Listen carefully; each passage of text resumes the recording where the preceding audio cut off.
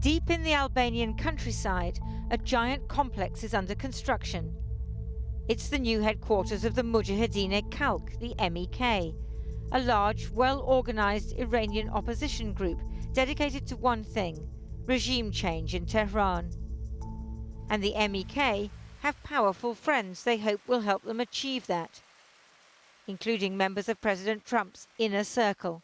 The Iranian regime is the leading state sponsor of terror. When he pulled out of the Iran nuclear deal, President Trump signaled the start of a new, more hostile Iran policy. Looking on approvingly, his national security advisor, John Bolton. Thank you very much. Before he assumed office, John Bolton was paid to give speeches at pro-MEK events. Here he is in Albania last year. Delighted that you're all here in Albania. The declared policy of the United States should be regime change in Iran.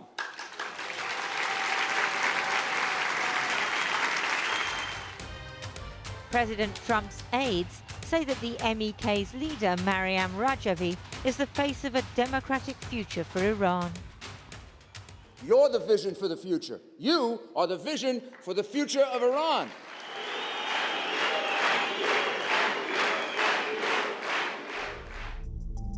But the MEK has another face, that of a political religious cult that brainwashes its members, enforces celibacy, and has imprisoned those accused of breaking its rules.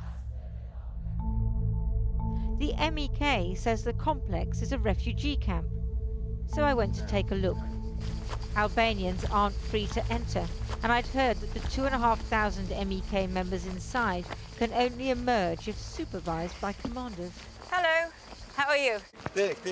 We were immediately intercepted by Albanian private security guards. So they're saying we can go no further. We're within a few hundred yards of the Mujahedin-e-Khalq camp. But this is Albania. It's hard to understand why we can't go any closer. They're erecting more buildings, expanding the camp. But they didn't want to be filmed or to talk. Hi, how are you? Okay, good? Everything good? I spotted a woman in the classic MEK garb. You are Mujahedin? Yeah, Mujahedin.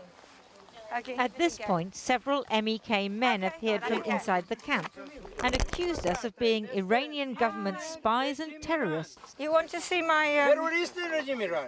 That's my card. That's my card. Press card. The guards attacked our translator and went for the cameraman. So what have they got to hide? Nice to see you. Okay, we still stop. Okay.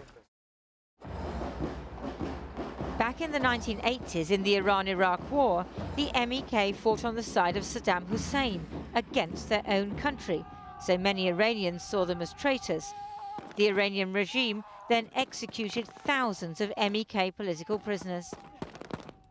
They operated from a military base in Iraq and were classified as terrorists by the US government. When the Americans toppled Saddam in 2003, the MEK surrendered to US troops, but they came under repeated attack from pro-Iranian forces. Fearing a massacre, the Americans revoked the MEK's terrorist status and shipped the group off to a poor country which was grateful for US support and wanted to earn more: Albania.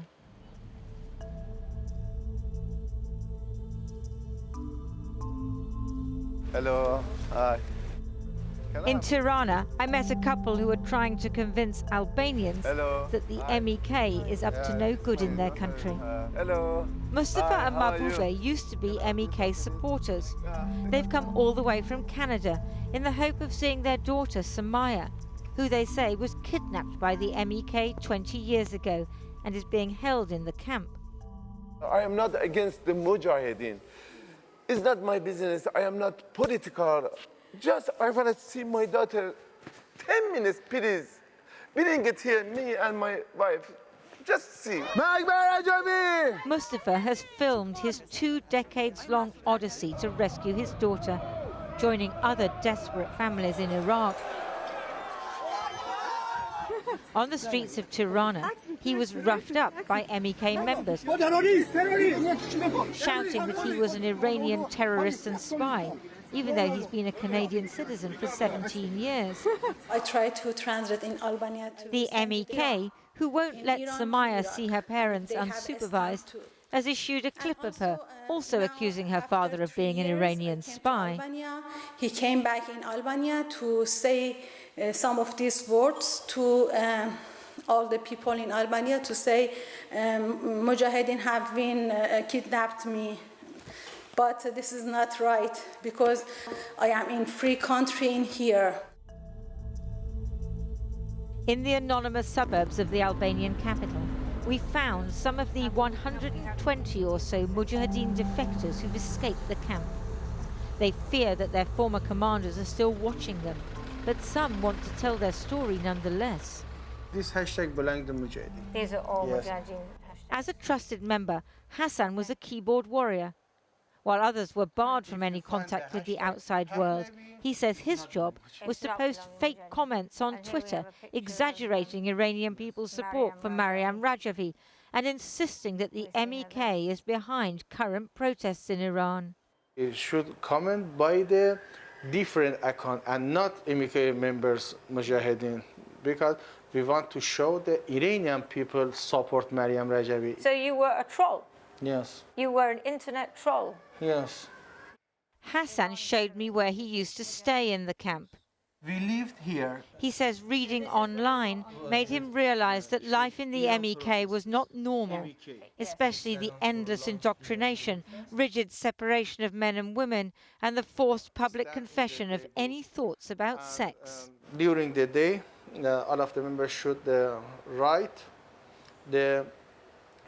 any sexual moments in their mind. Any thought, you mean? Yes, yes. Write on the paper, and every night we should read in front of the others and their commanders. For example, when I wake up, I have a sexual moment, or when I saw a woman or a girl, I have a sexual moment. Or so you have to confess? Yes. The defectors should feel free in Tirana, but mental and physical scars remain. Mohsen, as we're calling him, told us he was tortured in Iraq 24 years ago when Mujahedin commanders accused him of being an Iranian spy. من نزدیک به 45 روز تحت همین شکنجه اینا بودم.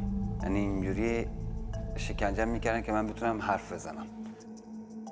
It wasn't until he got to Albania that he plucked up the courage to defect. من خودم واقعیت این که اصلا احساس امنیت نمی‌کنم توی این کشور آلبانی. به دلیل اینکه مجاهدین هستن. می‌خوام سربنیستش کنم. اونا دنبال سربنیست کردن منن. We've obtained a secret Albanian police threat assessment from earlier this year that says the MEK members are deeply indoctrinated, have been part of military structures and participated in acts of war and terror. It continues, in Iraq, some former members of this organization were murdered. There are reasonable suspicions that the situation here is similar to the one in Iraq. Albanian security officials worry that the MEK is building a state within a state. Me rregulla le të themi strikte dhe në rast se del nga korniza e tyre kriminale, ata ekzekutohen vetë nga antarët e vetë brenda vetes. When we contacted the MEK, they accused Channel 4 News of being Iranian government agents, saying no logical person with common sense would expect the Iranian resistance to partake in a program which all signs indicate has been coordinated with the Ministry of Intelligence and Security from the onset. The MEK held its annual jamboree in Paris in June. President Trump's personal lawyer was there as usual. Over the years, he's been paid tens of thousands of dollars to promote the MEK. The mullahs must go, the Ayatollah must go, and it must be replaced by a democratic government which Madam Rajavi represents. Other US politicians were also present. Some are long-standing MEK supporters, but now, for the first time, they can effectively provide a hotline to the Oval Office. Perhaps the MEK's cultish behaviour makes it more of a threat to itself than to Iran. In the camp, they're ageing, and as they weren't allowed to have children, there's no new generation. On the outskirts of Tirana, we found a bleak graveyard.